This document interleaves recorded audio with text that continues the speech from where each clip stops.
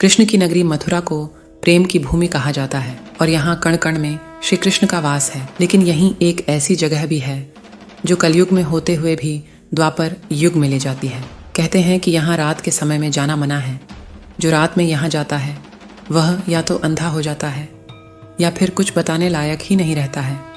श्री कृष्ण की जन्मभूमि मथुरा से बस कुछ ही किलोमीटर दूर वृंदावन में स्थित है निधिवन। यह एक ऐसा रहस्यमयी वन है जिसके बारे में वर्षों तक शोध कार्य हुआ, लेकिन यहाँ के रहस्यों के पीछे का तोड़ निकालने में कोई कामयाब नहीं हो सका।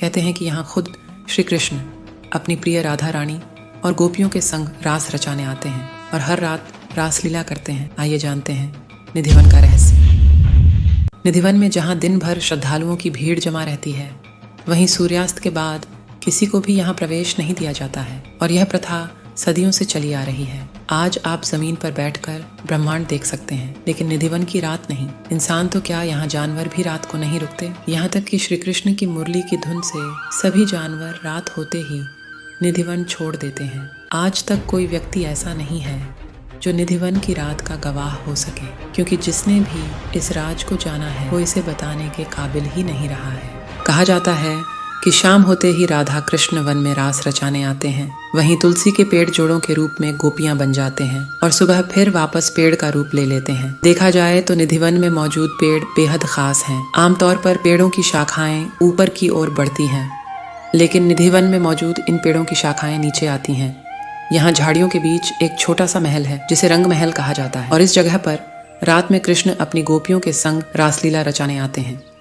निधिवन के मंदिर में शयन आरती करने के बाद सभी श्रद्धालुओं को बाहर निकालकर मंदिर और निधिवन क्षेत्र को 7 तालों से बंद कर दिया जाता है। ताला बंद करने के पहले मंदिर के गर्भगृह में भगवान के लिए नीम की दातून, पान, लड्डू और श्रृंगार का सामान रख दिया जाता है और मंदिर को जब सुबह खोला जाता है तो पान चबाया हुआ दातून, उपयोग की हुई, लड्डू खाया हुआ और श्रृंगार का सामान बिखरा हुआ मिलाता है। इस मंदिर में तानसेन के गुरु संत हरिदास ने अपने भजन से राधा कृष्ण के युग्म रूप को साक्षात प्रकट किया था। यहाँ राधा कृष्ण विहार करने आते हैं। यहीं पर स्वामी जी की समाधि भी बनी है और श्री कृष्ण के विश्राम के लिए मंदिर के पुजारी रोज पलंग लगाते हैं और जब मंदिर खुलता है तो उस पलंग की हालत देखकर सभी अचंभित हो जाते हैं, क्योंकि उसे देखकर लगता है कि किसी ने यहाँ विश्राम किया था। यहाँ प्रतिदिन माखन मिश्री का प्रसाद चढ़ाया जाता है और जो बच जाता है उसे मंदिर में ही रख दिया जाता है, लेकिन सुबह तक वह प्रसाद भी समाप्त हो जाता है। श्रीमद् भागवत के 10वें स्कंद में